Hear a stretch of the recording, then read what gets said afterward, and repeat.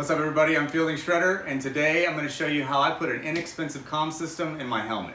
Now the reason I'm going to share this with you is because Lone Star Drift is doing something really cool.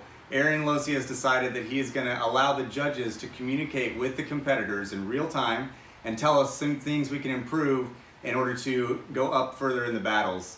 Now this is really going to help out with one more times, because if you made a mistake that you weren't really sure what you did wrong, and you maybe don't have a spotter, or your spotter maybe wasn't paying attention or didn't know, this is a great way to get feedback real time from the judges, so they tell you exactly what you need to improve on, exactly how to get better, and it allows you to do that right away. This is what we'll be installing today, and I'll be sure to include all the links in the description below so you can go ahead and buy one yourself. You'll also want to make sure you have a set of radios that are compatible with the headset we're installing. You'll also want some glue, a screwdriver, a razor blade, and a plastic wedge tool, and not pictured is some tape to hold things in place. Now you can use either hot glue, or my preference is E6000, which is this industrial strength glue. It takes a little longer to dry, but it does harden a lot better and holds a lot stronger than hot glue. And especially in hot environments like Texas, the hot glue can tend to kind of get soft and fail eventually.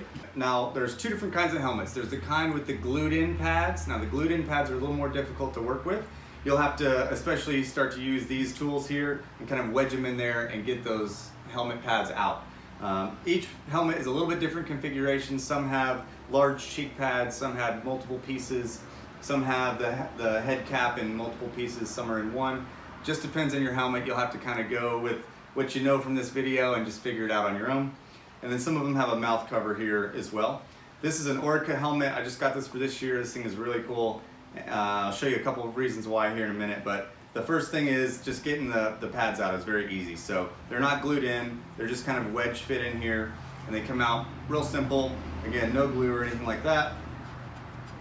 So just pull these things out, and then mine has a mouth pad as well, which comes out last. So make sure you pay attention to what order you put these, or you take them out in, so that you can put them back into the same order. Now that's all it's going to take for getting inside the cavity of my helmet here. You can see that I've already glued in the microphone piece. Now what I did on that is I just tried to line it up as best I could, and Orca in their infinite genius already has kind of a cutout for this, so it was really great that the helmet already has provisions for this. If your helmet does not have provisions for this, or you don't have a removable mouthpiece, then go ahead and just glue it right on there. Put the helmet on, figure out where your mouth is, where it's going to get its best, pickup for the sound, and glue the piece right there.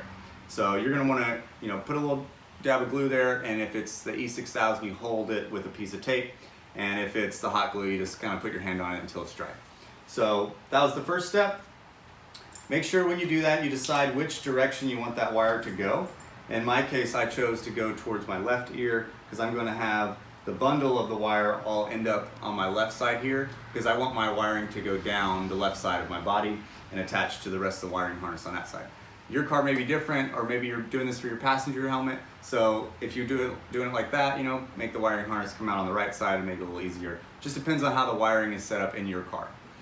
Now moving on from there, I'm going to get these earpieces put in. So these come with like a little black kind of felt sheath around them. I pulled that off. That doesn't do anything for what I'm doing in my application, so I didn't need it.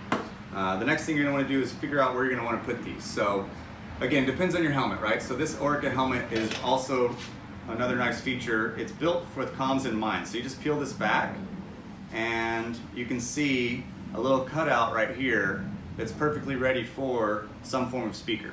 Now this one's actually kind of a step further, and there's some sticky kind of spray adhesive that's already in there. So again, Orca has thought of everything, and they've already implemented a sticky kind of area for this to go. All we'll have to do is put a little relief cut for the wiring, so I'll do that right now. Super quick, just take your box cutter, peel this back. Here's where I put a little slit in the padding. Then we just simply slide this in here, push it down, and it's good to go. You can see it nice and snugged in there. Wiring is nice and tucked, and we just simply put this piece of cloth back, and it's ready to go in the helmet. So then I'm going to take it, get it ready to go into the helmet here, pass the chin strap through,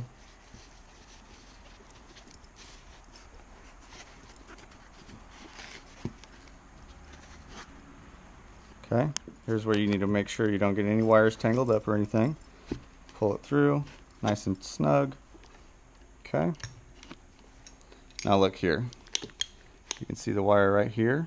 That's coming from the cheek pad. Now I decided that I'm just going to route it right up here and then start routing it up under right here. Now I take my plastic wedge tool and just kind of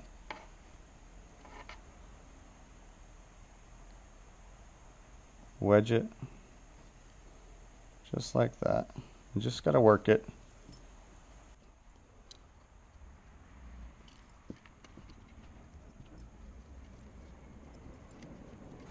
Alright, now I take my other cheek pad, again peel it back.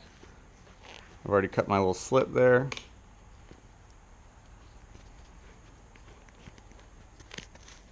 Stuff it in there.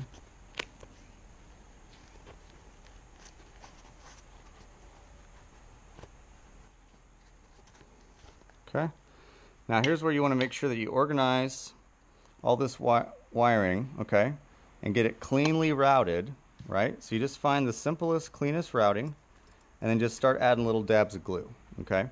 So this is where it's going to be a little bit more time consuming. You basically will find a couple of small areas that you can dab the glue, get it wound up kind of like this, and then you're going to put a piece of tape over it, and then just let it dry, and then you come back in a couple hours and finish the job.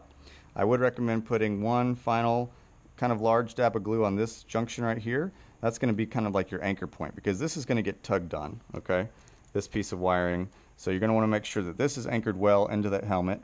Now, some companies will go as far as to using a very tiny Adele clamp with a rivet. So you would drill a small hole in the helmet itself and then add the Adele clamp. You can do that inside or outside of the helmet, whatever you choose. Some people will even drill a hole and send this through it, okay? Lots of different ways you can do it. However you want to do it, doesn't really matter. Just try and make sure that it's secure, because again, this will be getting tugged on and you don't want it to pull the rest of the wiring out of the helmet. Alright, once that's done, just finish putting all the rest of the padding back in. This all terminates to one final piece. It's a 5-pin connector on this particular setup, and it just goes right into the part where it says mic. So these connect right here. So typically this is what you're going to be connecting and disconnecting from the car if you have a permanently installed push to talk button. So this push to talk button, it does actually have its own spot where you can disconnect it. So if you choose to disconnect it here and leave the mic and headphones and radio in the car, you can do that too. Just depends on how you want it set up. But you have these kind of turnbuckle here that allows it to make sure it doesn't come unscrewed or anything like that. And then this is your push to talk button. So this is pretty convenient. You just push it, you hold it down when you want to talk, the mic's already there, you don't have to look for the radio or fumble around for finding the button. This can be easily mounted. It comes with a little Velcro strap. I chose just to put it on my door bar on my roll cage. So I just mount this thing around the door bar on the roll cage, and I just reach down and push it with my left hand. Just push to talk like that. And then finally the last piece is this radio here. So you're gonna wanna basically just leave it plugged in. I would recommend that you go ahead and test this whole setup before you install it in your helmet and glue it all in and everything. Make sure that you didn't get one that was dead on arrival or have any issues like that. So you just plug it in and then turn it on, and obviously you'll have another radio, so you check it. You can make sure the mic works, make sure the it's receiving with the earpiece and everything like that, and make sure that everything is functioning as it should before you glue it in. Now, I do want to mention that as I'm doing this, I'm not a professional helmet comms installer, so this is just how I've done it. I'm not telling you this is the best way to do it. I'm not telling you it's the only way to do it. I'm just saying this is how I did it. If you have anything that you would suggest that would be a better way to do this, or maybe little tricks and tips that you've learned, feel free to please comment below and let us know some of the things that we could do to improve this process, because we're all here to learn and we're just trying to get comms in our helmets right and spend as little money and time as possible. Now if you notice on this one, you can add a little clip, okay, and that's what I did here.